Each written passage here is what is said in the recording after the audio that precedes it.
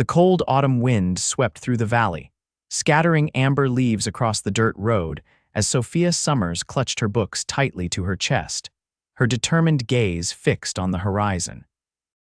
Del Rio, Texas, 1876, a town that had welcomed her with suspicion rather than open arms when she arrived 3 months ago with nothing but a teaching certificate and unwavering conviction that every child deserved an education, especially the girls who were so often denied one. Sophia adjusted her worn bonnet as she approached the abandoned barn she'd been using as a makeshift classroom.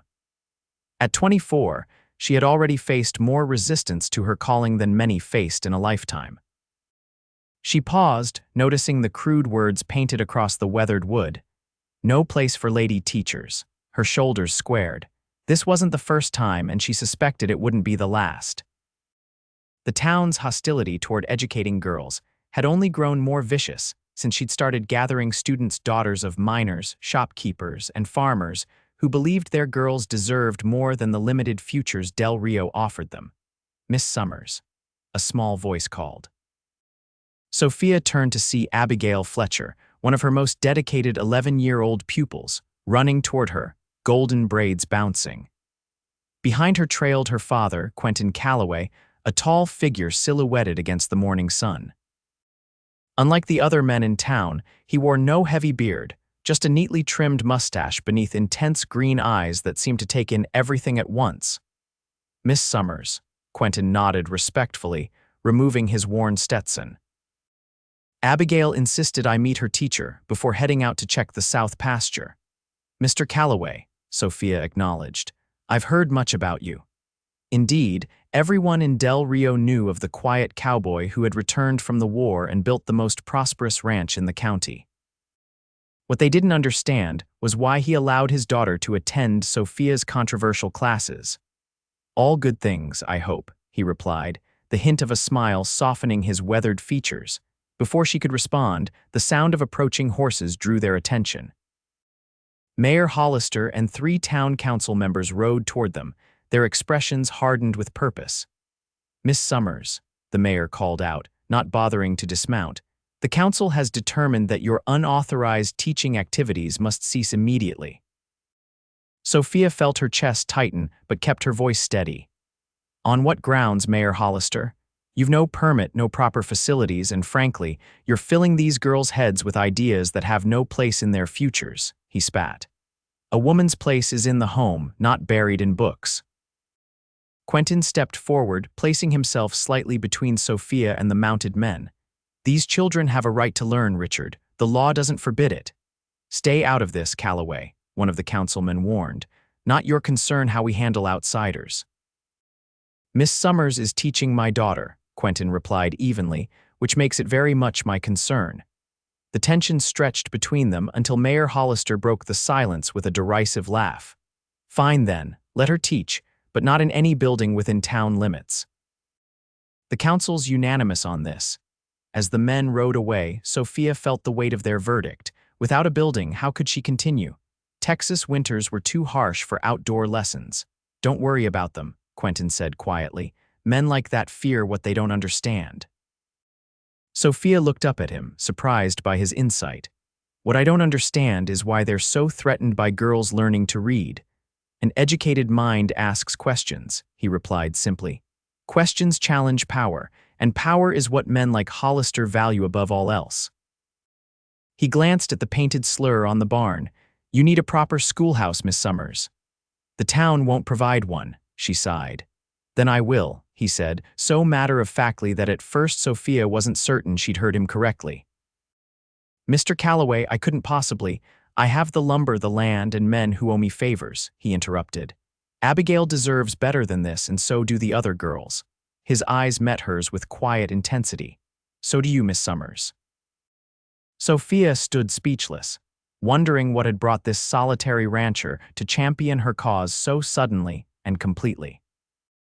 What she couldn't know then was how this moment would change both their lives forever, setting in motion a chain of events that would challenge everything Del Rio thought it knew about education, equality, and the power of determined hearts. Sophia walked alongside Quentin as they left the barn, Abigail skipping ahead of them. "Mr. Calloway, your offer is incredibly generous, but I can't accept such charity," Sophia said, her pride struggling with her practical needs. "It's not charity, Miss Summers. It's an investment in these children's futures," he replied. His voice held a firmness that brooked no argument, yet there was something gentle in his tone. "My Abigail's mother died bringing her into this world. I promised Clara I'd make sure our daughter had every opportunity in life." The personal admission surprised Sophia. Quentin Calloway had a reputation for keeping to himself, rarely sharing details of his life with anyone in town. "I'm sorry about your wife," she said softly. "It was 12 years ago," he replied, his eyes following his daughter. "Abigail never knew her mother, but she has her spirit. Clara would have wanted her to learn, to read, to think for herself." He paused. "Not everyone in Del Rio is against what you're doing, Miss Summers. Some of us recognize progress when we see it."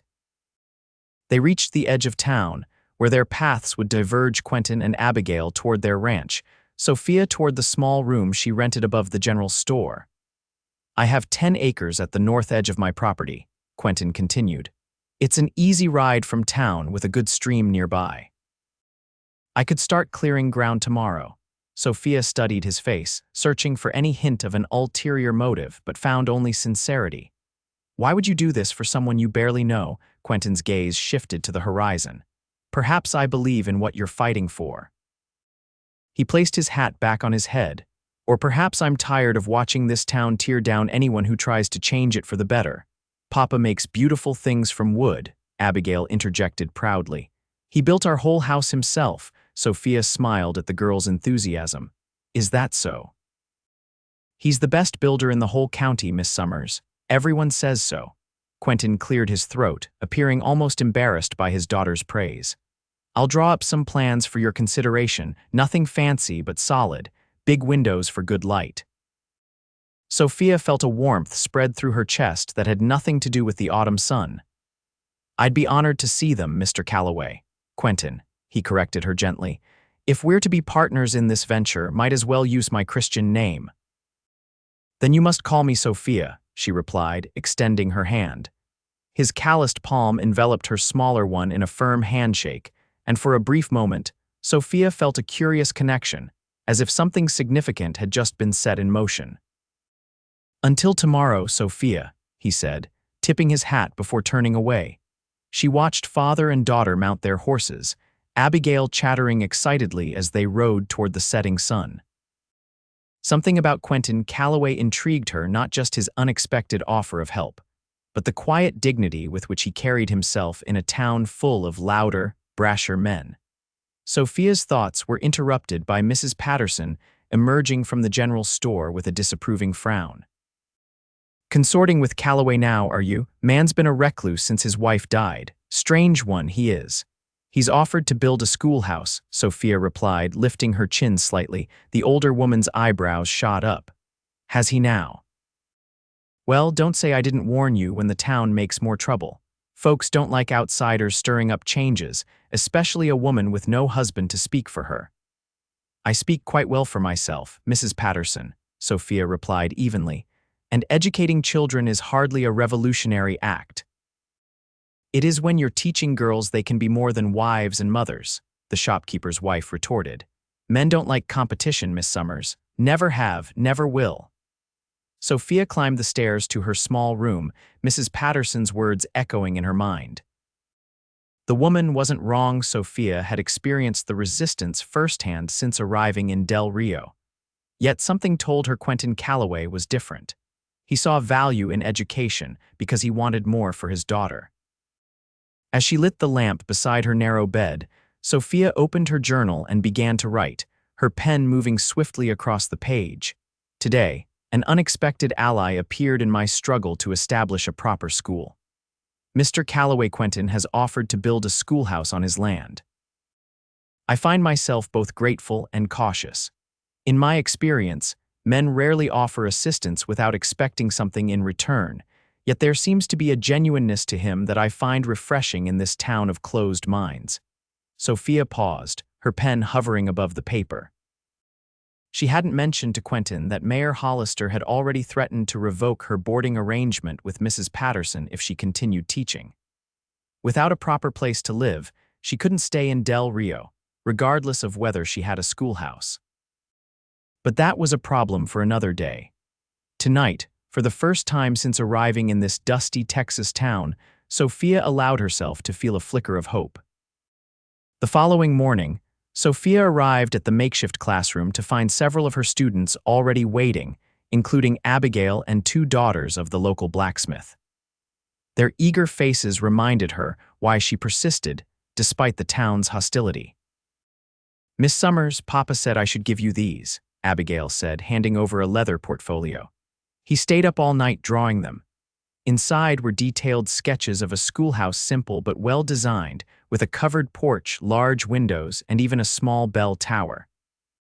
Quentin had included precise measurements and a materials list. His draftsmanship was impressive, revealing an educated hand that seemed at odds with the town's perception of him as merely a taciturn rancher. "These are remarkable," Sophia murmured. "He said to tell you he's already ordered glass for the windows from San Antonio," Abigail continued proudly, "and that the men will start clearing land tomorrow if you approve." Sophia felt a rush of conflicting emotions. The speed with which Quentin was moving both thrilled and concerned her. "Everything's happening so quickly. Papa says when you know something's right, there's no sense in waiting," Abigail replied with the wisdom of a child repeating an often-heard phrase. The day's lessons proceeded without interruption, a rare blessing.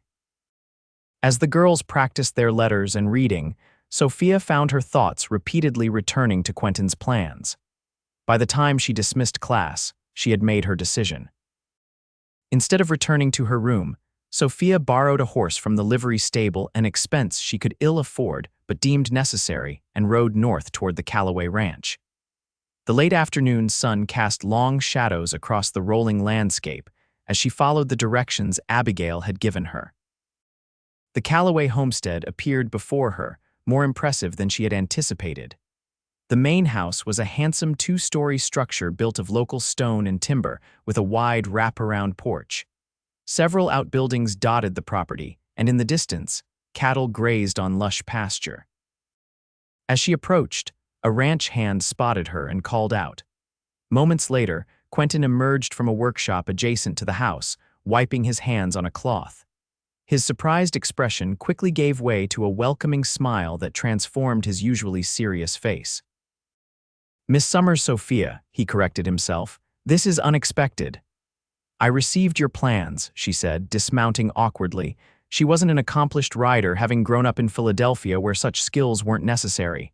"They're exceptional." And he prompted, taking the reins from her and securing her horse to a hitching post. "And I accept your generous offer," she replied, "but I have conditions." A flicker of amusement crossed his features. "I wouldn't have expected otherwise. I want to be involved in every aspect of the building. I want to help with the actual construction, not just the planning." She watched his reaction carefully. "And I insist on repaying you for the materials even if it takes years." Quentin studied her for a long moment. "The first condition I agree to, the second we can discuss over dinner." "You've ridden a long way, and Abigail would be delighted to have company." It wasn't until that moment that Sophia realized how improper her unannounced visit might appear. "I shouldn't impose. It's no imposition," he assured her. "Mrs. Hernandez, our housekeeper, always cooks enough to feed half the county." He gestured toward the house. "Please." The interior of the Calloway home revealed a surprising refinement. Well-crafted furniture, colorful woven rugs, and most impressive to Sophia, shelves lined with books filled the spacious main room. A piano stood in one corner, sheet music arranged neatly upon it. "You play?" she asked, gesturing toward the instrument.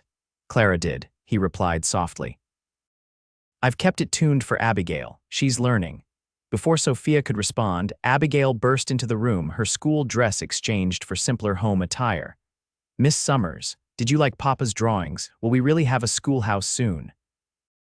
"If your father has his way, it seems we will," Sophia smiled. "Papa always gets his way," Abigail stated matter-of-factly. "Except when I get mine." Quentin laughed, a rich sound that Sophia realized she hadn't heard before.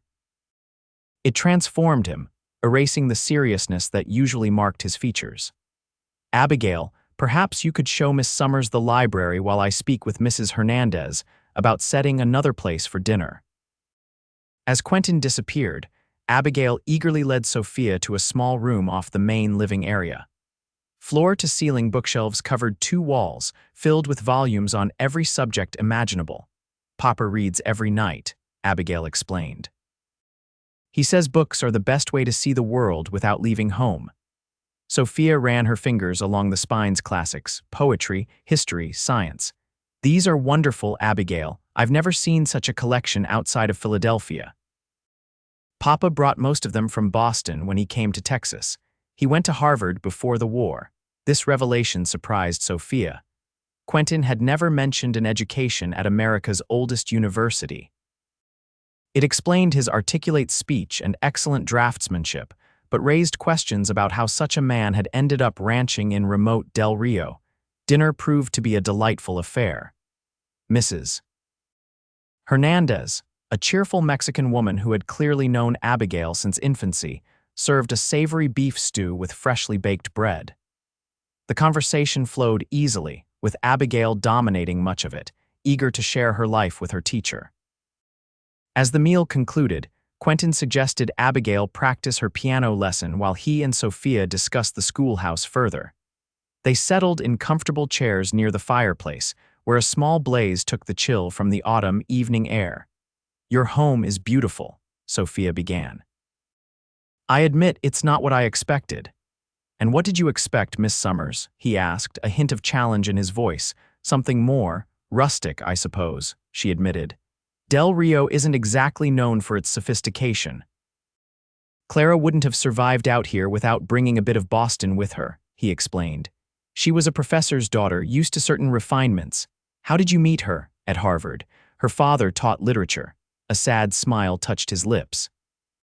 "She scandalized Boston society by marrying a penniless law student from Virginia." "You studied law?" Sophia couldn't hide her surprise. "Until the war intervened," he nodded. "After Appomattox, there wasn't much left of my family's home in Virginia.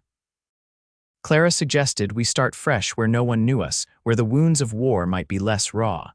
So you became a rancher." "I became whatever I needed to be to build a life for us," he corrected gently. "Ranching proved profitable. The law would have tied me to town, to people. After what I saw in the war, solitude seemed preferable." The personal confession hung between them, creating an unexpected intimacy. Sophia found herself wanting to share something of herself in return.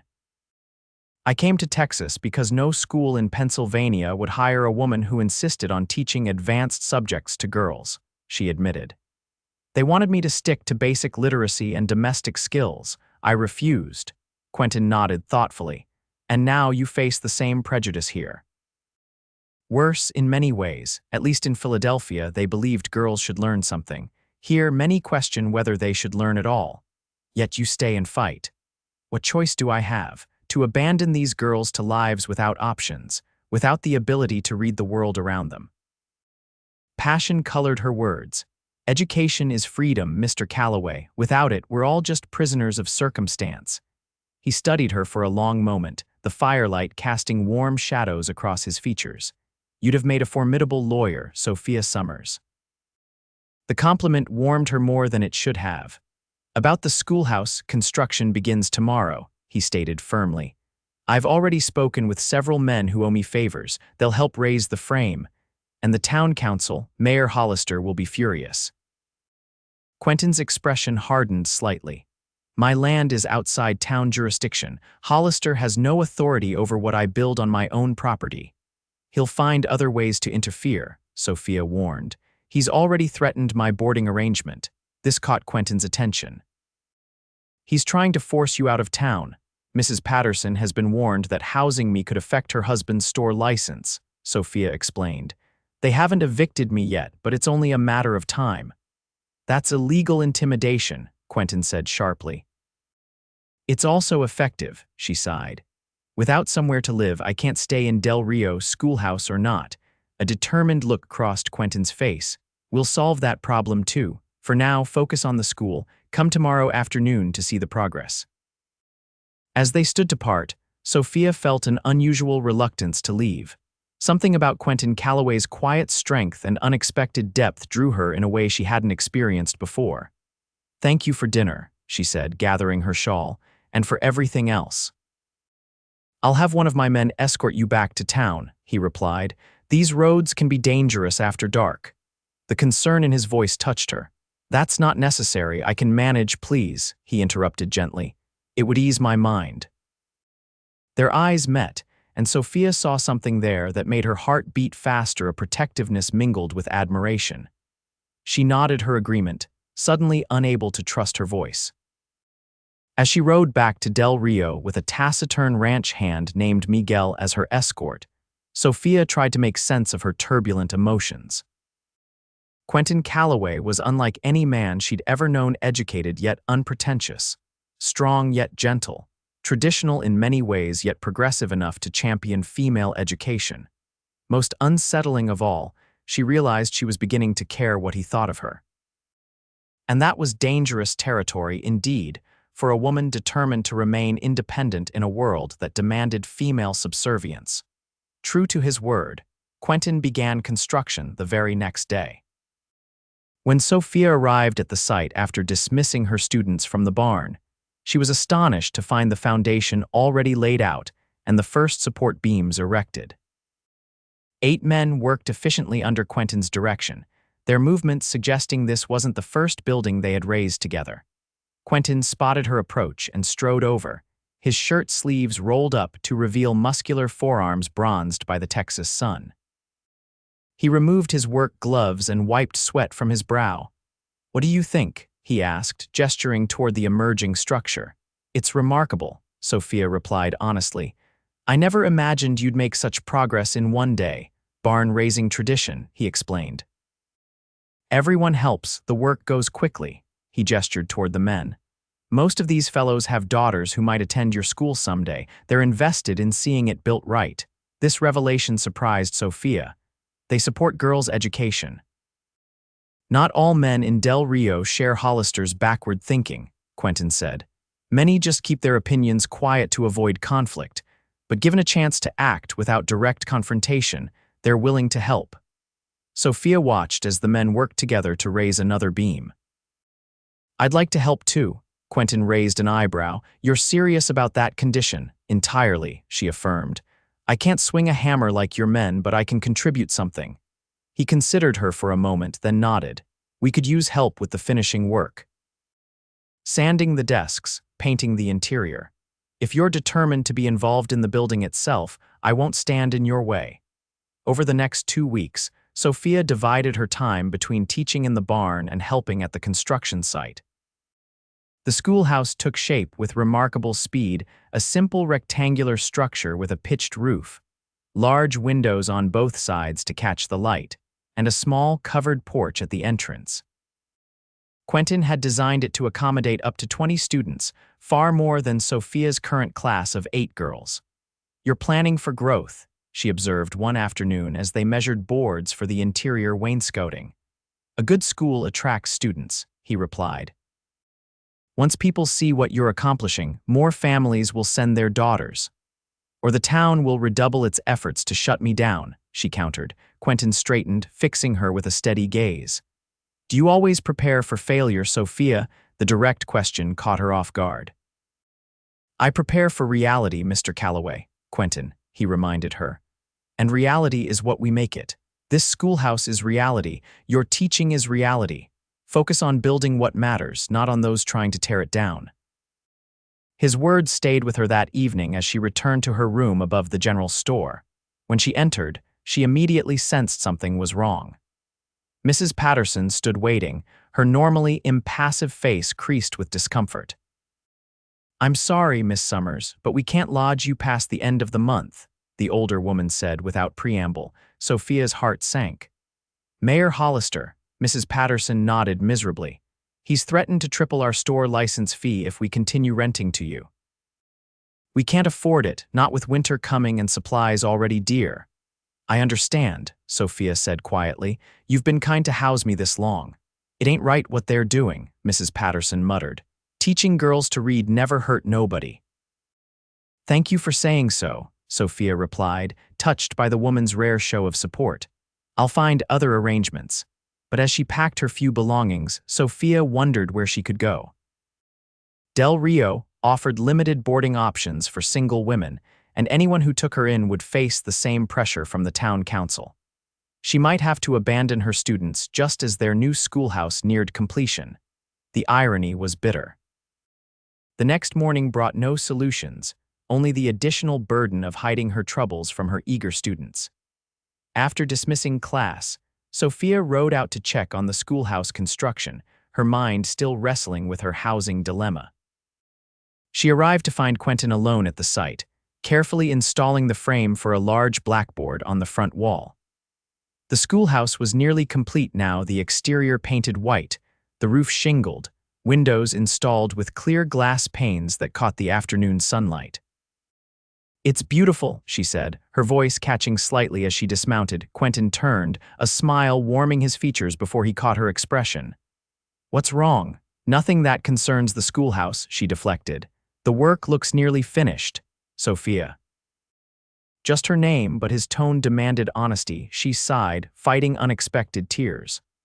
"Mrs. Patterson has given me notice. I must leave my lodgings by the end of the month." Quentin's jaw tightened. "Hollister." "She had no choice," Sophia defended. "They threatened her husband's business." "And where will you go?" "I don't know," she admitted. "There aren't many options for a single woman in Del Rio, especially one who's unpopular with the town leadership." Quentin set down his tools and approached her, his expression serious. "I have a proposition." "Another one." Despite her distress, Sophia smiled slightly. "Your last proposition is standing right behind you, almost complete." "Mrs. Hernandez lives in a cottage on my property," he explained. "It has a small attached apartment that once housed our previous foreman. It's simple but comfortable with its own entrance. You would have privacy and independence." Sophia stared at him, stunned by the offer. "You want me to live on your ranch. I want you to continue teaching," he corrected gently. "If housing is what's preventing that, I can provide a solution." "People would talk," she said weakly, though the possibility of a solution to her predicament made her heart race. "People always talk," he replied with a dismissive shrug. "What matters is whether these girls continue their education," he hesitated, "and whether you can continue your calling." The sincerity in his eyes threatened to undo her carefully maintained composure. For a brief, irrational moment, Sophia wanted to throw her arms around this unexpected ally who seemed determined to remove every obstacle in her path. Instead, she took a steadying breath. "It's a generous offer, Quentin, but it would appear improper for an unmarried woman to live on a widower's property." "Only to those determined to find impropriety," he countered. "Mrs. Hernandez has been with our family for 12 years. Her presence as chaperone should satisfy any reasonable person's concerns about propriety." "Reasonable people aren't my concern," Sophia said wryly. "Mayor Hollister would use this as proof that I'm morally unfit to teach." Quentin considered this, then offered a compromise. "What if we made it official? I could draw up a proper contract naming you as the school teacher for Calloway Ranch, with housing provided as part of your compensation. Everything above board and businesslike." The practical solution appealed to Sophia's sensible nature. With a formal arrangement, she could maintain her dignity and independence while continuing to teach. "I would insist on paying rent," she stipulated, "and I would insist on paying you a proper teacher's salary," he countered. "The arrangement would benefit us both. Abigail would have her education secured, and the other girls wouldn't lose their teacher." Put that way, Sophia found it difficult to argue. "May I see this apartment before making my decision?" "Of course. Can you come tomorrow after your classes? I'll show you the cottage and introduce you to Mrs. Hernandez." As they parted ways, Sophia felt a curious mixture of relief and trepidation. Quentin's solution made practical sense, yet she couldn't ignore the flutter in her stomach whenever she thought about living on his property, seeing him daily. During the ride back to town, she admitted to herself what she had been trying to deny for weeks. She was developing feelings for Quentin Calloway that went beyond gratitude or professional respect. His quiet strength, his devotion to his daughter, his respect for Sophia's intellect and ambitions all combined to create a powerful attraction unlike anything she had experienced before. But romance had no place in her plans. She had come to Texas to teach, to make a difference in young girls' lives. Entanglements of the heart would only complicate that mission. By the time she reached her room, Sophia had resolved to accept Quentin's offer of housing, but to maintain strict professional boundaries. The schoolhouse would open, her students would learn, and her personal feelings would remain firmly under control. At least, that was the plan. The following afternoon, Sophia found herself riding beside Quentin toward the area of his property where Mrs. Hernandez's cottage stood. They had spent the morning finishing details at the schoolhouse, hanging curtains at the windows, arranging the newly built desks in neat rows, positioning the teacher's desk at the front of the room. The work had been companionable, their conversation easy, but Sophia remained acutely aware of his presence, of the way his hands moved confidently over the wood, of his occasional smile when something pleased him. "It's just ahead," Quentin said, interrupting her thoughts. Through those cottonwoods. The cottage was charming, a small stone structure with a tidy garden in front and smoke rising from the chimney. Behind it, connected by a covered walkway, stood a smaller building that Quentin indicated was the apartment, Mrs. Hernandez greeted them warmly, her weathered face lighting up at the sight of Sophia. "Miss Summers, Abigail speaks of nothing but you and her lessons." The older woman's English was accented but fluent. "Come, let me show you where you would stay." The apartment consisted of a sitting room with a small cast iron stove, a bedroom just large enough for a bed and dresser, and a tiny kitchen area. Simple but clean and well-maintained, with windows that caught the afternoon light. "My husband built this when he was foreman," Mrs. Hernandez explained. "After he died, I stayed on to care for Miss Clara during her confinement, then for little Abigail after." She crossed herself. "Senior Quentin has been good to me." Sophia could see herself living in this space. It offered privacy while not being isolated, and its proximity to the new schoolhouse was ideal. "You would take your main meals with us in the big house if you wish," Mrs. Hernandez continued. "Or cook for yourself here when you prefer solitude. I bring fresh bread every morning regardless." "It's perfect," Sophia admitted, turning to Quentin. "Truly, but I still worry about appearances." Mrs. Hernandez made a dismissive gesture. "Appearances? What does it matter what people think when children need learning? My Carlos would say, do what is right, not what is easy." She fixed Sophia with a shrewd look. "Is teaching these girls right, Miss Summers?" "With all my heart, I believe it is," Sophia replied. "Then the rest is just noise," the older woman declared firmly. "Now, come have coffee and we will talk about when you move your things," as they sat in Mrs. Hernandez's cozy kitchen, sipping strong coffee sweetened with honey. Sophia found herself relaxing. The housekeeper's matter-of-fact attitude toward the arrangement eased her concerns about propriety. If this kind, no-nonsense woman saw nothing improper in the situation, perhaps Sophia was overthinking matters. "I can bring my belongings day after tomorrow," she decided. "That will give me time to finish at the schoolhouse and pack my things."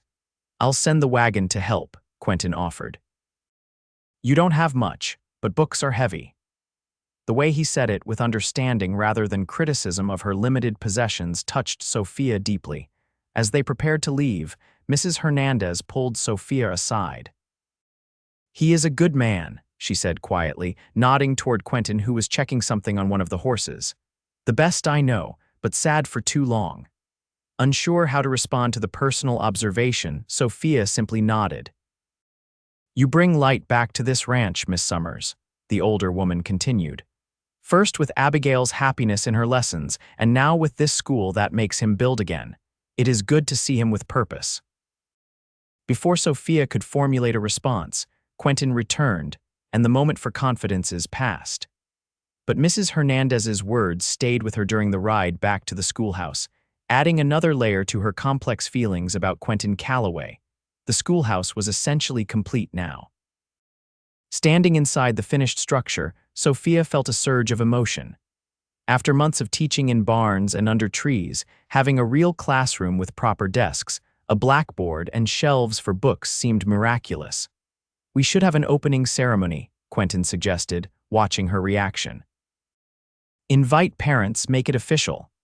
"That would be wonderful," Sophia agreed. "The girls would be so proud to show their families what they've learned." "This Sunday after church services," he proposed. "Most families will already be in town. Perfect." Sophia ran her hand along one of the student desks, marveling at the craftsmanship. "I still can't believe you built all this in just 3 weeks." "I had help," he reminded her. "And motivation." Their eyes met, and something in his gaze made her breath catch. For a suspended moment, the air between them seemed charged with unspoken possibilities. Quentin broke the silence first. "I should get you back to town before dark." The ride to Del Rio was quiet, each lost in their own thoughts. As they reached the edge of town, Quentin pulled his horse alongside hers. "Sophia," he began, then hesitated. "I want you to know that your coming to Del Rio has meant a great deal to Abigail, to me as well." "I should be saying that to you," she replied. "Without your help, I'd likely be leaving town defeated." "You're not a woman who accepts defeat easily," he observed with a slight smile. "You'd have found another way, perhaps," she allowed, "but I'm grateful I didn't have to." As they parted at the general store, Sophia felt again that curious reluctance to leave his company. It was becoming increasingly difficult to maintain the professional distance she had promised herself. The next 2 days passed in a flurry of activity. Sophia informed Mrs. Patterson of her new arrangements, packed her modest belongings, and prepared her students for the opening ceremony. She deliberately avoided mentioning where she would be living, knowing the news would spread soon enough without her assistance. On moving day, Quentin arrived with the wagon as promised, accompanied by Miguel to help with the heavier items. They loaded her trunks and books quickly, drawing curious glances from townspeople. As they were securing the last of her possessions, Mayor Hollister approached, his face twisted with barely contained anger. "So the rumors are true," he said loudly enough for nearby pedestrians to hear. "Moving out to Calloway's ranch, are you, Miss Summers?" "I always suspected you were that kind of woman." Sophia felt her cheeks burn with indignation, but before she could respond, Quentin stepped between them. "Choose your next words carefully, Richard," he said quietly, his tone carrying a dangerous edge. "Miss Summers is the teacher I've hired for my daughter and the other students. She'll be residing in the foreman's quarters near Mrs. Hernandez's cottage with a proper contract and salary." "Call it what you want, Calloway," Hollister sneered. "Everyone knows what it means when a single woman lives on a widower's property." Quentin's hands clenched into fists at his sides, but he kept his voice level. "What it means is that I value education enough to ensure qualified teachers have proper accommodations, something this town has failed to provide." A small crowd had gathered, watching the confrontation with undisguised interest. Sophia stepped forward, unwilling to let Quentin fight her battle alone. "Mayor Hollister," she said clearly, "you've made it impossible for me to remain in town by threatening anyone who would rent to me. Did you expect me to simply disappear? These girls deserve an education, and I intend to provide it, with or without the town's blessing." Hollister's face reddened. "You're undermining the natural order of things, filling these girls' heads with ideas above their station. It won't be tolerated." "It's already being tolerated," Quentin countered. "By the parents who send their daughters to learn, by the men who helped build the schoolhouse, by everyone who recognizes that knowledge isn't just for those with the right gender or the right connections." He turned to Miguel. "Let's finish loading Miss Summers's things. We're done here." As they drove the wagon out of town, Sophia felt a mixture of anxiety and defiance. That confrontation will only fuel the gossip. "Let them talk," Quentin replied firmly. "In time, the success of your students will speak louder than any rumor." Sophia wasn't as confident, but she appreciated his unwavering support. As they reached the ranch and began unloading her belongings at the apartment, Mrs. Hernandez emerged from the main house with Abigail, Miss Summers. The girl cried excitedly. "Is it true? Are you really going to live here and teach at our new school?" "It is true," Sophia confirmed, smiling at her enthusiasm. "This is the best day ever," Abigail declared, hugging Sophia impulsively. Now you can teach me piano too, and we can read together in the evenings. And Abigail, Quentin interrupted gently, Miss Summers will still need time to herself. She's our teacher, not our entertainment. Sophia laughed. I don't mind, truly. I'd be happy to help with piano lessons. As they settled her into the apartment, Sophia felt a growing sense of belonging. Mrs. Hernandez had prepared the rooms with thoughtful touches, fresh wildflowers on the table, a colorful quilt on the bed, a small bookshelf Quentin had crafted for her collection. That evening, she joined the Calloways for dinner in the main house, where the conversation flowed easily around Abigail's excited chatter about the school opening. After the meal, they moved to the sitting room where Abigail demonstrated her progress on the piano. She has her mother's ear for music, Quentin observed quietly as they listened. She's a remarkable child, Sophia agreed. You've raised her well. I've done my best, he replied, but there are things a father can't provide, experiences a girl needs her mother for. A shadow crossed his features. I worry about that sometimes. She has Mrs. Hernandez, Sophia pointed out. Yes, and I'm grateful for her, but it's not the same. He glanced at Sophia. Having you here, seeing how she responds to you, it reminds me of what she's missed. The vulnerability in his admission touched Sophia deeply. Before she could respond, Abigail called her over to help with a difficult passage in the music, and the moment passed. Later, as Quentin walked her back to her apartment under a sky brilliant with stars, Sophia found herself struggling with conflicting emotions. The evening had felt so natural, so right, almost like being part of a family. Yet she reminded herself that she was here as Abigail's teacher, not as a surrogate mother or potential companion for Quentin. Thank you for dinner, she said as they reached her door, and for everything else. You're always welcome in our home, Sophia, he replied simply. Good night. As she prepared for bed in her new quarters, Sophia couldn't help wondering if she'd made a terrible mistake. Not in accepting the teaching position or the housing, those decisions remained practical and necessary. The mistake was in allowing herself to feel so drawn to Quentin Calloway, to imagine herself fitting into his and Abigail's lives in ways that went beyond professional boundaries. Such thoughts could only lead to heartache, she reminded herself sternly. She was here to teach, to make a difference in these girls' lives. That purpose had to remain her focus, regardless of how her heart might wish otherwise. Sunday arrived with clear skies and mild temperature, perfect weather for the schoolhouse opening. Sophia had arranged for her students to present recitations and demonstrations of their learning, followed by refreshments that Mrs. Hernandez had helped prepare. The ceremony was scheduled for 2 o'clock, after church services concluded. Sophia arrived early to make final preparations, her stomach fluttering with nerves. So much depended on making a good impression today. To her surprise, all 8 of her students arrived early as well, eager to help arrange chairs and set out the display of their work. They had dressed in their Sunday best, hair neatly braided or pinned, faces shining with excitement.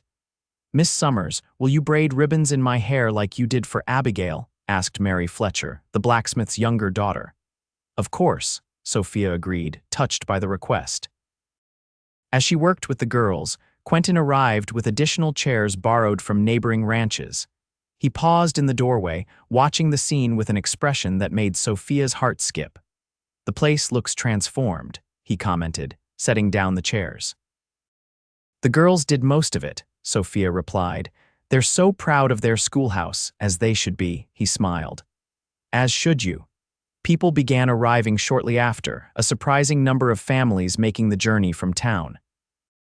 Sophia recognized parents of her current students, but also saw many unfamiliar faces, curious neighbors, perhaps, or potential future parents. To her dismay, Mayor Hollister also appeared, accompanied by 2 council members. They stood apart from the other attendees, their expressions disapproving. Ignore them, Quentin murmured, noticing her consternation. Focus on the children and their parents. The ceremony began with Sophia welcoming everyone and explaining the purpose of the school to provide a complete education to girls who might otherwise receive only the most basic instruction, if any at all. Reading is just the beginning, she told the assembled crowd. These young women will learn mathematics, science, history, literature, all the subjects traditionally reserved for boys. They will leave this school prepared not just for domestic duties, but for whatever future they choose to pursue. She saw skepticism on some faces, but also interest and approval on others. Encouraged, she introduced each student, who then presented something they had learned: a poem recited from memory, a mathematics demonstration, a short essay on Texas history. Abigail, being the most advanced student, gave a brief speech about why education mattered to her. "My mother died before I could know her," she said, her young voice clear and confident. "But my father says she valued learning above all else. When I read and study, I feel connected to her. I'm becoming the person she would have wanted me to be." Sophia noticed Quentin blinking rapidly, his jaw tight with emotion. Many in the audience were similarly moved by the child's words. After the presentations concluded, Mrs. Hernandez and the older girls served coffee, lemonade, and cookies, while parents examined the students' displayed work and toured the schoolhouse. "Impressive demonstrations, Miss Summers," one father commented. "My wife and I have been considering sending our Sarah. She's just turned 8. "She would be most welcome," Sophia replied warmly. Similar conversations occurred throughout the afternoon, suggesting that enrollment might indeed grow as Quentin had predicted. Even some of the town council members seemed less hostile after witnessing the students' accomplishments. Mayor Hollister, however, remained unmoved. As the crowd began to disperse, he approached Sophia with a tight smile that didn't reach his eyes. "Quite a display," he said coldly, "but I wonder if these parents understand what they're encouraging." "And what would that be, Mayor?" Sophia asked evenly, discontent, rebellion against the natural order. His gaze swept dismissively over the schoolhouse. "You're setting these girls up for disappointment. The world doesn't offer women the same opportunities as men, no matter how much book learning they acquire." "Perhaps the world is changing," Sophia suggested, "or perhaps we should help change it." Hollister's expression hardened. "This isn't over, Miss Summers. A fancy ceremony doesn't legitimize what you're doing here." "And what exactly is she doing, Richard?" Quentin asked, joining them. "Teaching children to read, to think, to question. Which of these offends you most?" The mayor's mouth twisted. "You've always thought yourself above the rest of us, haven't you, Calloway, with your Harvard education and your books?" He gestured around at the ranch. "All this doesn't change the fact that you're harboring a woman of questionable character." Quentin took a step forward, his voice dangerously quiet. "I suggest you leave now, before you say something that can't be unsaid." For a tense moment, Sophia thought the confrontation might escalate further. Then Mayor Hollister gave a contemptuous laugh and turned away. "He'll keep causing trouble," Sophia said after he'd gone. "Let him try," Quentin replied grimly. "Today proved you have more support than he anticipated." Indeed, by the end of the afternoon, 3 new students had been enrolled for classes beginning the following week. The school was growing, just as Quentin had predicted. As the last visitors departed and they began cleaning up, Sophia felt a deep sense of accomplishment mingled with gratitude. Looking around at the schoolhouse, her schoolhouse, she could hardly believe how much had changed in just a few weeks. "Thank you," she said softly to Quentin as they folded the last of the chairs, "for believing in this, in me." "You've earned that belief," he replied simply. "What you did today, what these girls accomplished, that wasn't my doing. But without you, none of it would have happened," she insisted. "The schoolhouse, my being able to stay in Del Rio, I owe you so much." "You owe me nothing," he contradicted gently. "You gave these girls a future beyond what this town imagined for them. You gave Abigail a role model, a woman of intelligence and principle to look up to." He hesitated, then added quietly, "You gave me hope that Del Rio might become the kind of community I wanted when we settled here, one that values progress over prejudice." The sincerity in his eyes made Sophia's carefully maintained defenses weaken. She was acutely aware of their solitude in the quiet schoolhouse, of the fading afternoon light casting a golden glow through the windows, of the subtle scent of his soap mingling with the fresh wood of the building. Before she could analyze her actions, Sophia leaned forward and pressed a soft kiss to Quentin's cheek. "Thank you," she whispered again. As she drew back, his hand caught hers, keeping her close. For a breathless moment, they remained still, gazes locked in silent communication of feelings neither had voiced. Then the schoolhouse door swung open as Abigail bounded in. "Papa, Mrs. Hernandez says dinner will be ready soon and to ask if Miss Summers will join us." The spell broken, Sophia stepped back, her cheeks warming. "I'd be delighted," she managed to reply, avoiding Quentin's eyes. As they walked back to the main house, Abigail chattering between them, Sophia struggled to compose herself. The moment in the schoolhouse had crossed the line she'd promised herself she wouldn't approach. Yet she couldn't bring herself to regret it, nor to ignore the way Quentin's eyes continued to seek hers throughout the evening, carrying a new warmth that both thrilled and terrified her. The weeks following the schoolhouse opening brought a new rhythm to Sophia's life.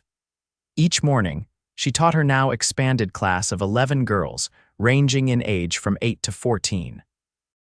Afternoons were spent preparing lessons, grading student work, and occasionally giving piano instruction to Abigail or other interested students. Evenings often found her at the Calloway home for dinner, after which she might join Quentin in the library while Abigail practiced piano or completed her studies.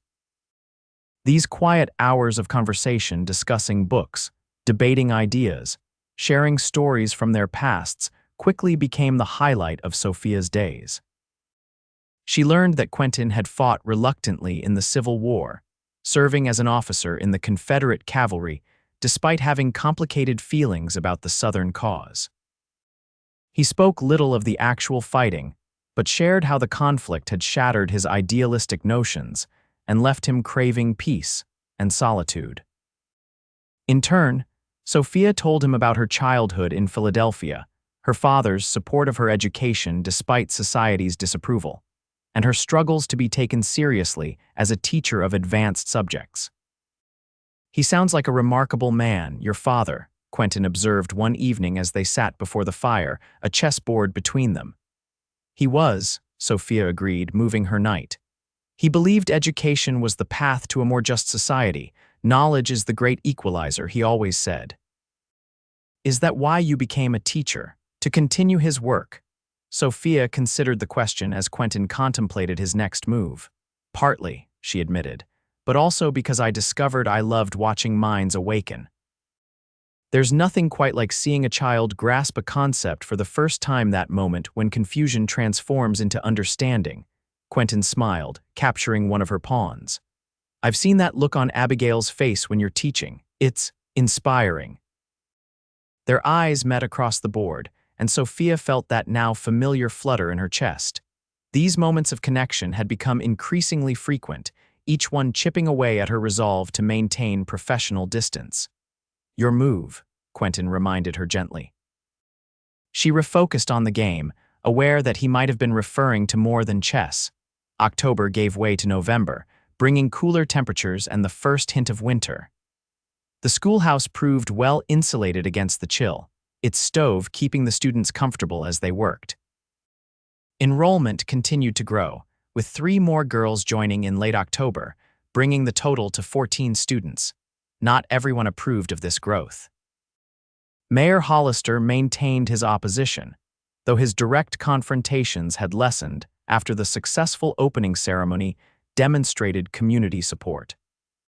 Instead, he focused on more subtle methods of obstruction, delaying the delivery of school supplies Sophia had ordered from San Antonio, questioning the qualifications of a female teacher without formal certification from a Texas institution, and continuing to spread rumors about her living arrangements. These tactics were annoying but not insurmountable.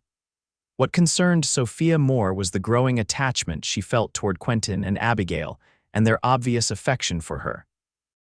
Their lives had become increasingly intertwined, with Sophia frequently joining them for family activities beyond school matters, Sunday rides across the ranch, evenings of music and reading, even helping Abigail select fabric for a new dress when they traveled to San Antonio for supplies.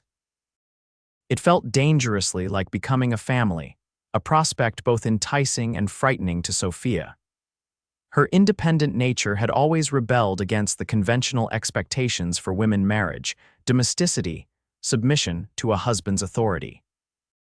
Yet Quentin had never shown any inclination to restrict her autonomy or diminish her professional standing. If anything, he seemed to admire her strength and independence.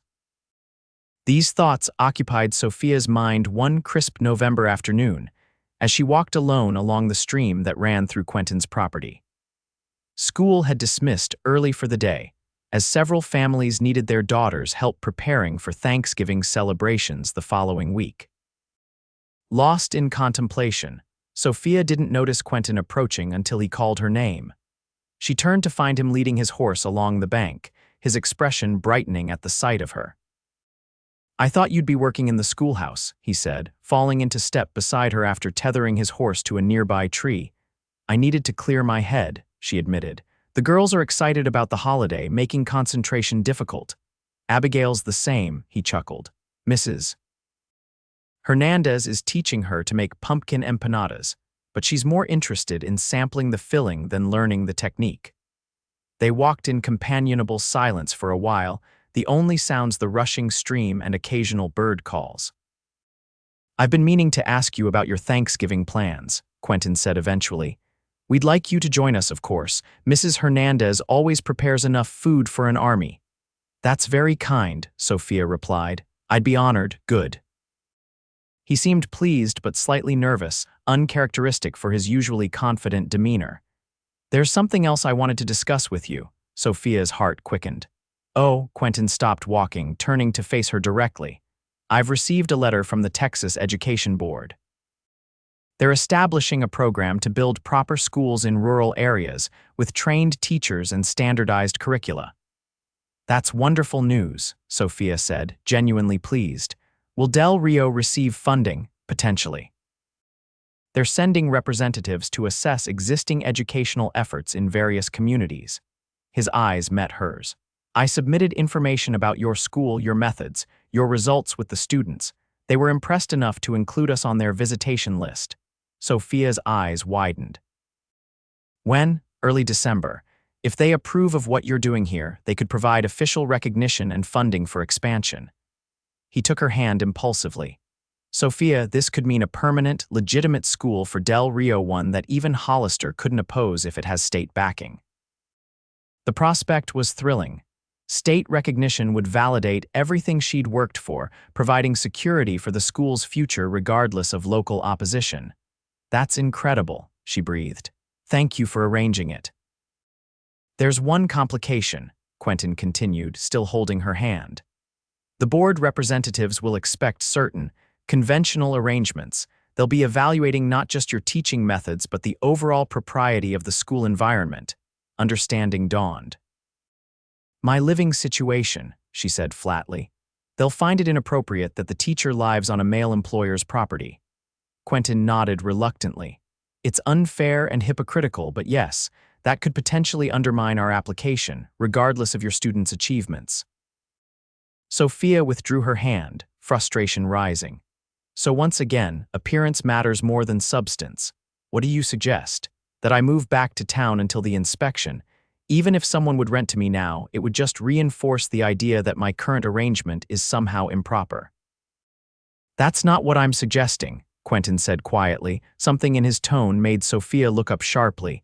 His expression was grave but determined, with an underlying nervousness she'd never seen before. "Sophia," he began, then stopped, seeming to gather his thoughts. "Over these past months, I've come to admire you more than any woman I've known since Clara.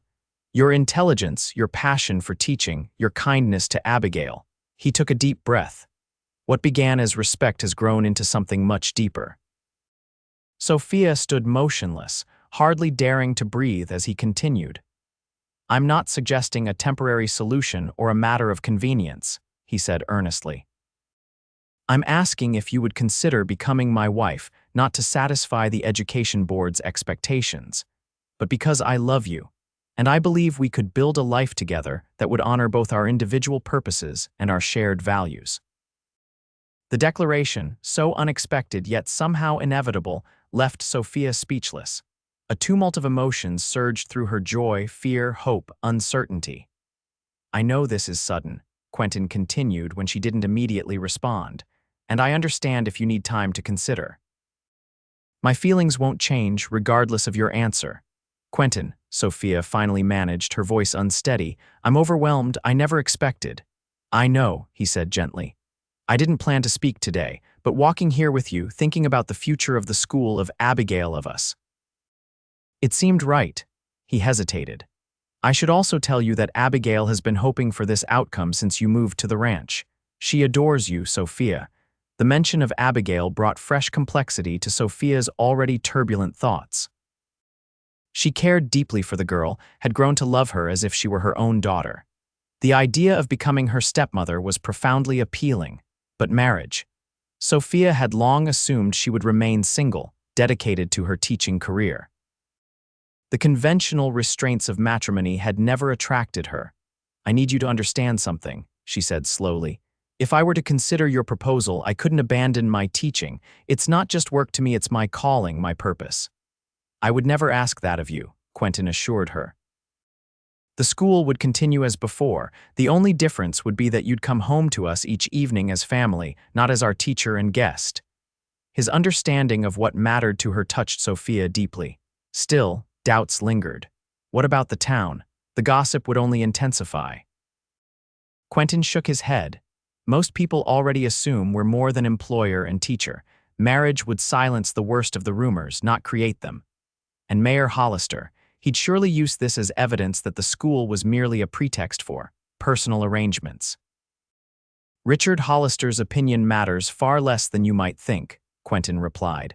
"Most of Del Rio has come to respect what you're accomplishing with these girls. The parents of your students certainly do."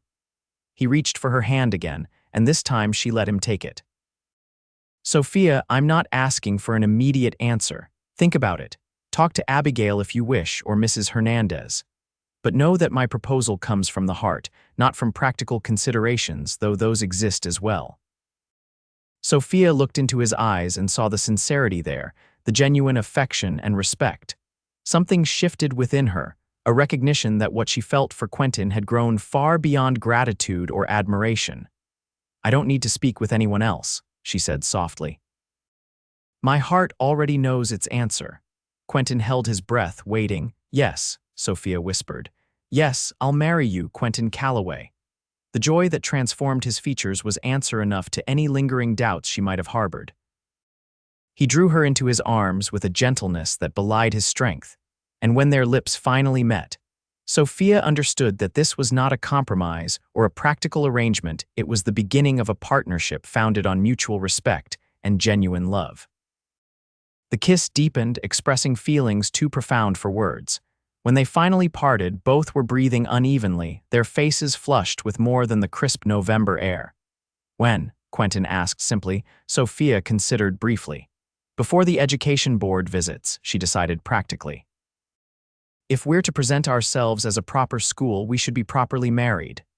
2 weeks then, he calculated. "Is that enough time?" "More than enough," she assured him. "I don't need an elaborate ceremony, just the legal recognition." "And Abigail will be ecstatic," Quentin added, his smile widening. "She's been dropping hints for weeks." "Has she indeed?" Sophia laughed, recalling the girl's not-so-subtle comments about how nice it was to have a woman's influence in the house again. They walked back toward the ranch hand in hand, making plans for a small wedding at the Calloway home, with only their closest friends in attendance. Sophia felt a lightness in her spirit she hadn't experienced in years, perhaps ever. For the first time, she could envision a future that included both her professional ambitions and personal happiness. As they approached the house, Abigail spotted them from the porch and came running, curious about their linked hands and matching smiles. "Papa, Miss Summers, what's happening?" Quentin looked to Sophia, who nodded her permission to share the news. "Abigail," he said, kneeling to his daughter's level, "I've asked Miss Summers to become my wife. She's said yes." The girl's expression transformed from confusion to absolute delight. She launched herself at both of them, her small arms attempting to encircle them both. "Does this mean you'll be my mother now?" she asked Sophia, her voice trembling with emotion. "I would be honored to be your mother, Abigail," Sophia replied, her own eyes misting. Though I could never replace your real mother. I know, the girl said seriously, but Mama would want me to have someone to love me like she would have. Papa says so. Quentin's arm tightened around Sophia's waist, and in that moment, surrounded by the love of this man and his remarkable daughter, Sophia knew she had found her true home. The news of their engagement spread quickly through Del Rio, eliciting a range of responses from warm congratulations to predictable disapproval. Mayor Hollister made a point of commenting loudly in the general store that the development confirmed his suspicions all along, but found fewer sympathetic ears than he might have expected. Mrs. Patterson, who had reluctantly evicted Sophia from her lodgings, was among the first to offer congratulations. I always thought you two suited each other, she confided when Sophia visited the store to order supplies for the wedding. A woman of learning and a man who values it, that's a rare and precious match. The wedding was planned for the Saturday before Thanksgiving, a simple ceremony performed by the circuit judge who would be passing through Del Rio that week. Mrs. Hernandez took charge of the preparations with cheerful efficiency, transforming the Calloway home with fresh evergreen boughs and ribbons. Sophia continued teaching through it all, though her students were nearly as excited as Abigail about the upcoming nuptials. Several of the older girls helped prepare decorations after school hours, their enthusiasm touching evidence of their affection for their teacher. "Will we still call you Miss Summers after you're married?" asked 10-year-old Eleanor Watson during Friday's lessons. "I suppose you'll call me Mrs. Calloway," Sophia replied, the name still sounding foreign to her ears. "But you'll still be our teacher, won't you?" Another student asked anxiously. "You won't stop teaching because you're married?" "Absolutely not," Sophia assured them firmly. "Being Mrs. Calloway won't change my dedication to this school or to your education." The relief on their young faces confirmed how important continuity was to them. Sophia silently thanked Providence for bringing her a man who understood and supported her calling rather than expecting her to abandon it for domestic duties. On Saturday morning, Sophia woke early in her small apartment, knowing it would be the last time she slept there. After today, she would share Quentin's home and his bed as his wife. The thought sent a flutter of nervous anticipation through her body. Mrs. Hernandez arrived shortly after sunrise, bringing a breakfast tray and a small wrapped package. "From Señor Quentin," she explained, placing both on the table. "He says you should eat well today. It will be busy." The package contained a small velvet box. Inside, Sophia found a delicate gold locket on a fine chain. When opened, it revealed a miniature portrait of Abigail on one side, while the other held a small folded note. "For my bride, may this remind you always that you have captured not one heart, but two. With deepest love, Quentin." Tears pricked Sophia's eyes at the thoughtfulness of the gift. She fastened the locket around her neck, knowing she would treasure it always. The morning passed in a flurry of preparation. Mrs. Hernandez helped Sophia dress in the new gown they had ordered from San Antonio, a simple but elegant creation of deep blue silk with delicate lace at the collar and cuffs. Not a traditional bridal white, but a color that complemented Sophia's auburn hair and fair complexion. "You look beautiful," the older woman declared, arranging a few small white flowers in Sophia's upswept hair. "Señor Quentin will be speechless." A soft knock at the door revealed Abigail, dressed in a new dress of lighter blue, her golden hair arranged in careful ringlets. "Papa sent me to see if you're ready," she announced importantly. "The judge has arrived and everyone's waiting." "Then we shouldn't keep them waiting any longer," Sophia replied, taking a deep breath to calm her nerves. The walk from her apartment to the main house had never seemed so long. Guests had already gathered in the large sitting room, parents of students, ranch hands and their families, a few townspeople brave enough to defy the mayor's disapproval. Mrs. Patterson waved from her seat near the fireplace, while several of Sophia's students whispered excitedly together by the window. And there, at the far end of the room beside the circuit judge, stood Quentin. He had never looked more handsome than he did in his formal dark suit, his usually unruly hair neatly combed, his face freshly shaved. But it was his expression, as he caught sight of her, that took Sophia's breath away, a look of such pure adoration and wonder that her remaining doubts vanished like morning mist. The ceremony itself was brief but meaningful. They exchanged simple vows, promising to cherish and support one another, to build a life of shared purpose and mutual respect. When the judge pronounced them husband and wife, Quentin's kiss was gentle yet filled with promise, drawing appreciative murmurs from their guests. The celebration that followed was joyful and relaxed. Mrs. Hernandez had outdone herself with the wedding feast, and Miguel had organized several ranch hands into a makeshift musical ensemble that provided lively tunes for dancing. Sophia found herself whirling from partner to partner, dancing with Quentin, with the fathers of her students, even with a beaming Abigail who insisted on learning the proper steps. As evening approached, the guests gradually departed, each offering congratulations and good wishes. When the last wagon had disappeared down the drive, Sophia stood on the porch beside her new husband, watching the sunset paint the Texas sky in brilliant orange and purple. "Happy?" Quentin asked softly, his arm around her waist. "Completely," she assured him, resting her head against his shoulder. "I never imagined finding both my purpose and my heart's companion in one small Texas town. Del Rio has its flaws," he acknowledged, "but it brought you to us. For that, I'll always be grateful."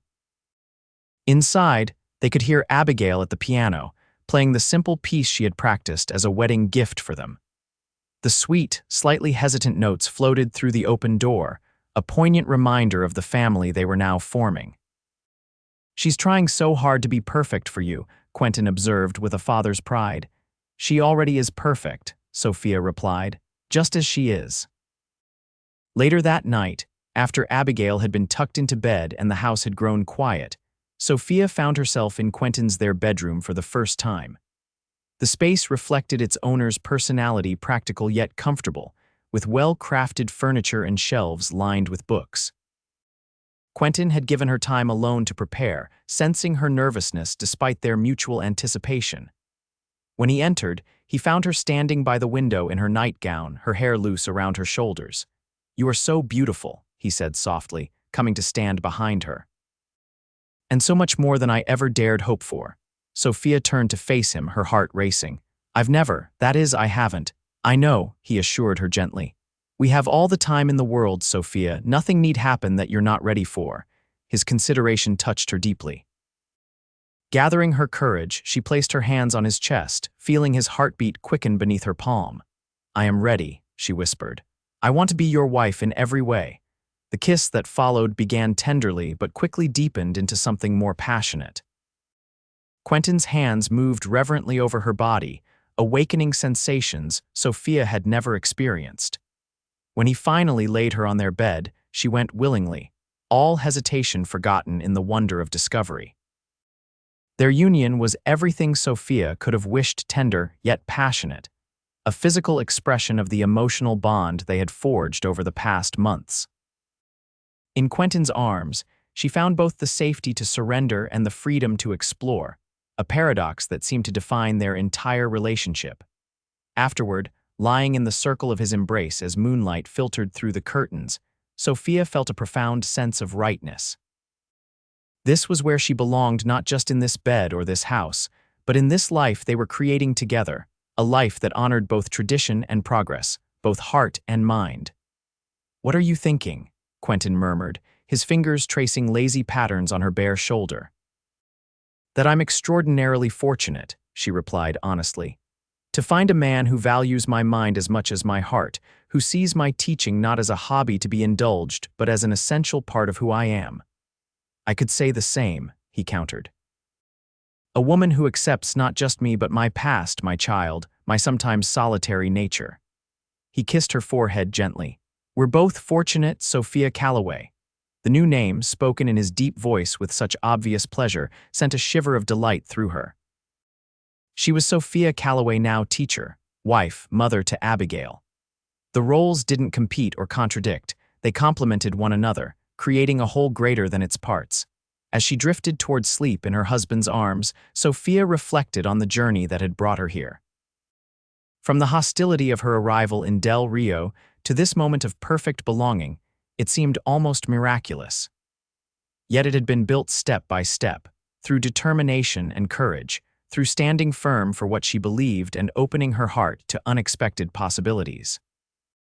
Tomorrow would bring new challenges: the continuing opposition of Mayor Hollister, the upcoming visit from the Education Board, the daily work of teaching and building a family. But tonight, secure in Quentin's love and her own sense of purpose, Sophia felt equal to whatever the future might hold. The weeks following the wedding were among the happiest of Sophia's life. She quickly adjusted to her new routines, teaching during the day as before, but returning each evening to a family rather than an empty apartment. Simple pleasures became precious rituals, helping Abigail with her advanced studies after dinner, discussing books with Quentin in the library, planning the next day's lessons while he worked on ranch accounts at the adjacent desk. The transition to married life had been remarkably smooth. Quentin respected her independence while welcoming her partnership in family decisions.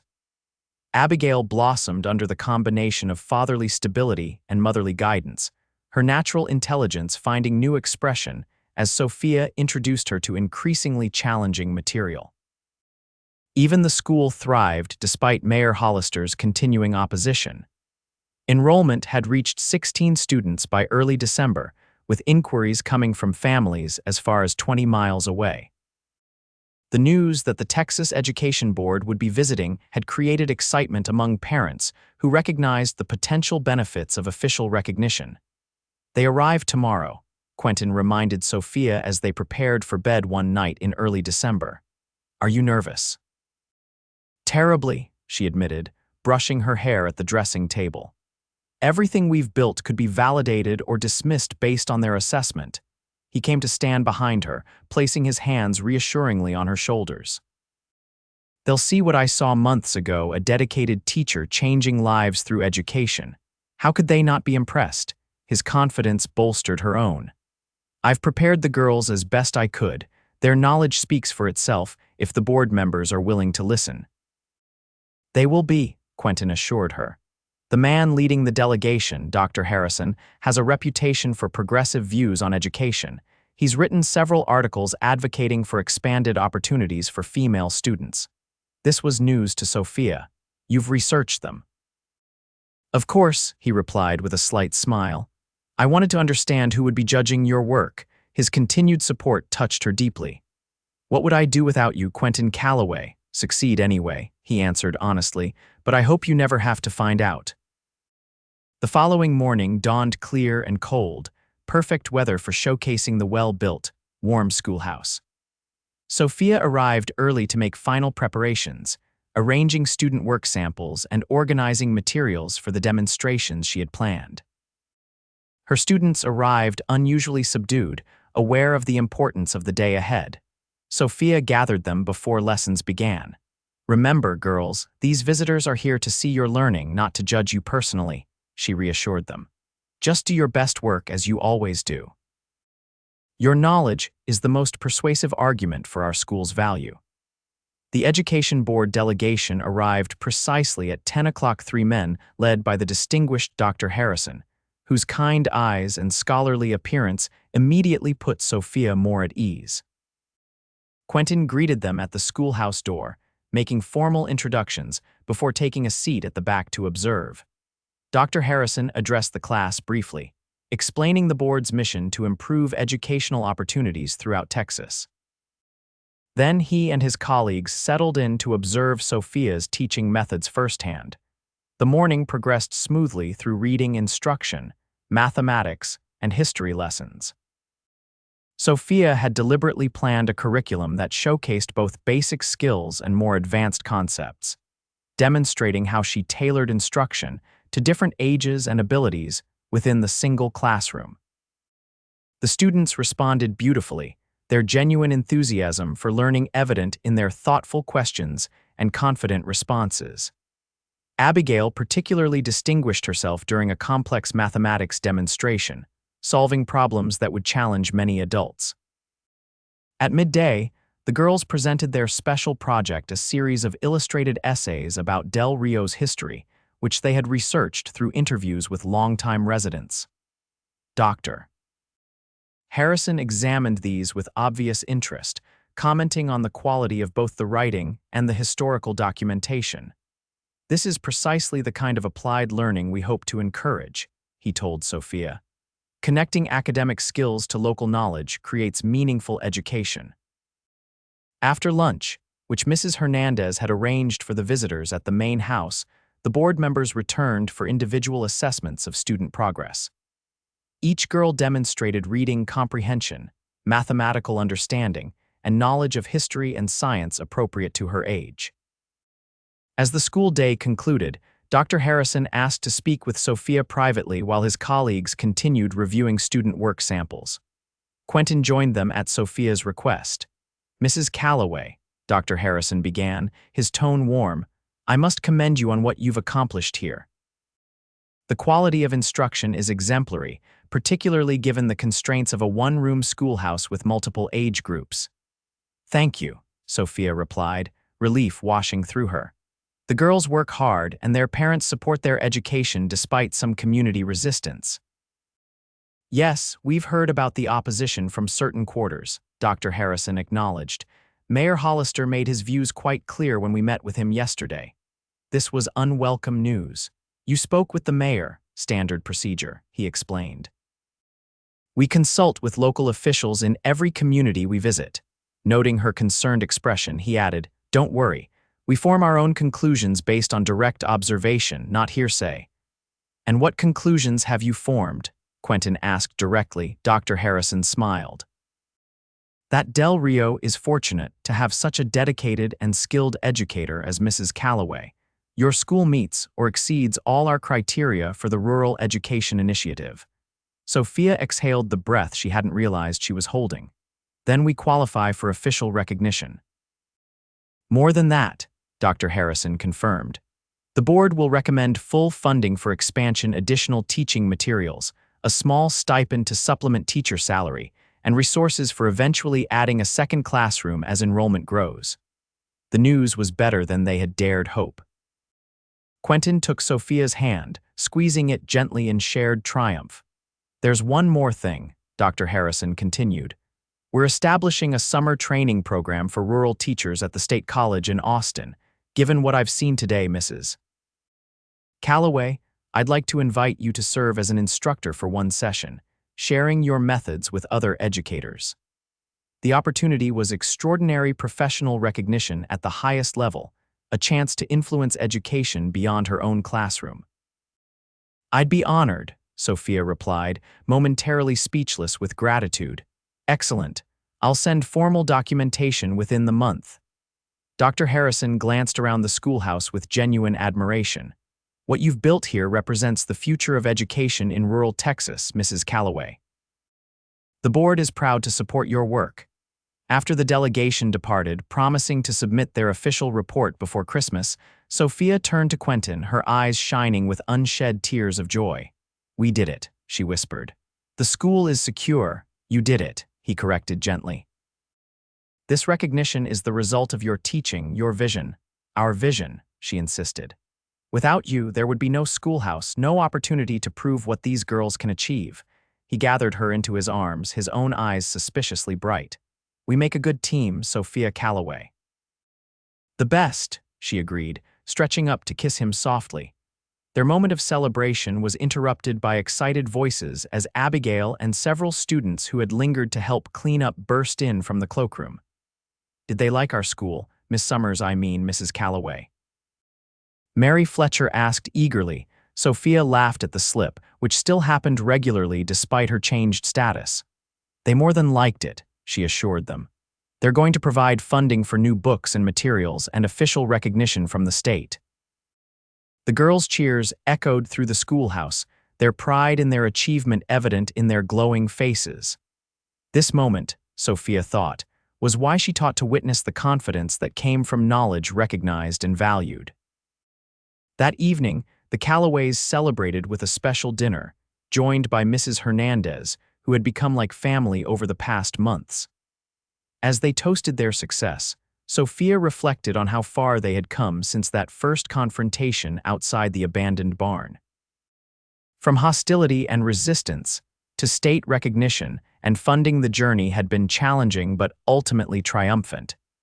Yet the greatest triumph wasn't the official approval or the promised resources. It was the transformation she witnessed daily in her students. Girls who now believed in their own capabilities, who saw futures limited only by their ambitions rather than by society's expectations.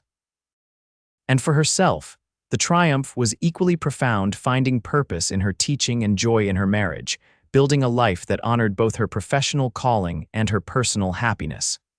"What are you thinking?" Quentin asked softly as they stood on the porch after dinner, watching the winter stars emerge in the clear Texas sky. "That sometimes the most difficult beginnings lead to the most perfect endings," she replied, leaning into his embrace. "If Mayor Hollister hadn't opposed my teaching so vigorously, you might never have built the schoolhouse. And if you hadn't been so stubborn about educating girls properly, I might never have found the courage to love again," he added, brushing a kiss against her temple. Inside, they could hear Abigail playing the piano, her skill improving weekly under Sophia's tutelage. The sweet notes of Silent Night drifted through the evening air, a fitting accompaniment to their quiet contentment. As Christmas approached, bringing with it the official letter of recognition from the Education Board, the town's attitude toward Sophia and her school gradually shifted. Mayor Hollister maintained his opposition, but found himself increasingly isolated as more families expressed interest in sending their daughters, and even some sons, to what was now officially recognized as the Del Rio Rural Academy. The spring of 1877 brought new students, new teaching materials provided by state funding, and another personal blessing. Sophia discovered she was expecting a child of her own. "Are you happy about it?" Quentin asked when she shared the news, his expression a mixture of joy and concern. "I know your teaching means everything to you." "Not everything," she corrected him gently, taking his hand and placing it over her still flat stomach. "This means everything too, as does Abigail, as do you." His relief was palpable. "We'll hire an assistant teacher for when the baby comes," he promised. "Someone you can train in your methods, who can help with the younger students while you focus on the advanced instruction you love." His immediate understanding of how to support both her calling and their growing family reinforced what Sophia already knew: she had found a truly exceptional partner in Quentin Calloway. Abigail's reaction to the news of a sibling was pure delight. At 12, she was old enough to understand the significance, and she threw herself into preparations with characteristic enthusiasm, helping to transform an unused bedroom into a nursery and volunteering to assist with the baby's care. "I hope it's a brother," she confided to Sophia one evening as they sorted baby clothes Mrs. Hernandez had begun sewing. "But a sister would be nice too. Either way, I'll teach them everything I know." "I'm counting on that," Sophia smiled, touched by the girl's eagerness to share her knowledge. The autumn of 1877 brought another milestone: the addition of a second classroom to the schoolhouse, built by Quentin and his men during the summer months. Enrollment had reached 28 students, including 6 boys whose parents had petitioned for their admission after seeing the progress of their sisters and female cousins. And in October, as the Texas hills blazed with autumn color, Thomas Summers Calloway entered the world, a healthy, strong, lunged boy with his father's green eyes and his mother's determined expression. "He'll be a scholar like his mother," Quentin predicted, cradling his newborn son with awe. "Or a builder like his father," Sophia countered, "or something entirely his own. That's the beauty of education, it opens all paths." As promised, an assistant teacher, Miss Rebecca Johnson, a recent graduate of a women's college in the East, had joined the academy, allowing Sophia to maintain her role as headmistress while balancing the demands of motherhood. The arrangement worked beautifully, with Thomas often accompanying his mother to school once he was a few months old, a living demonstration to the students that family and education could harmoniously coexist. By the spring of 1878, Even Mayor Hollister had been forced to acknowledge the Academy's success, particularly after Dr. Harrison's glowing report on rural education initiatives highlighted Del Rio as a model program. When state officials suggested naming the new town hall after the mayor, contingent on his support for expanding educational opportunities, his opposition miraculously softened. Politics, Quentin observed wryly when they received the news. Richard always did care more about his legacy than his principles. I don't care why he stopped fighting us, Sophia replied practically. I'm just grateful for the peace. 5 years after Sophia's arrival in Del Rio, the academy had grown to include 3 full-time teachers, separate classrooms for different age groups, and a reputation that drew students from throughout the county. The original schoolhouse remained the heart of the campus, though additions had been built to accommodate growth. Sophia herself divided her time between teaching advanced classes, overseeing curriculum development, and caring for her family, which now included 3-year-old Thomas and 1-year-old Elizabeth Clara, named for both her grandmothers. Abigail, now 17, and preparing to attend college in Boston, her mother's hometown, had become an occasional assistant teacher herself, demonstrating a natural gift for instruction that made Sophia suspect she might follow in her stepmother's footsteps. I'm so proud of what you've built here, Quentin told Sophia one evening as they walked hand in hand through the schoolyard, watching Thomas chase fireflies while Elizabeth drowsed in her father's arms. Not just the academy, but our family, our life together. We built it together, Sophia corrected him, a familiar exchange between them. Everything good in my life began when you decided a woman teaching girls to read deserved a proper schoolhouse. He smiled, the expression crinkling the corners of eyes that still looked at her with the same admiration and love they had shown on their wedding day. Best decision I ever made. As they gathered their children and turned toward home in the gathering twilight, Sophia reflected on the journey that had brought them here. From persecution to triumph, from solitude to family, from uncertainty to purpose, each step had been necessary to create the life they now shared. Del Rio had changed, or perhaps they had changed it, creating a community that valued education for all its children and recognized that progress came not from clinging to the past, but from embracing new possibilities. As for Sophia and Quentin, they had found in each other not just love but partnership, a shared commitment to building something meaningful together, whether a schoolhouse, a family, or a future where their children and students could pursue their own dreams without the barriers they themselves had faced. It wasn't always easy. Nothing worthwhile ever was. But as Quentin had told her that day by the stream so many years ago, when you know something's right, there's no sense in waiting, and building a life with Quentin Calloway had been the most right thing Sophia had ever known.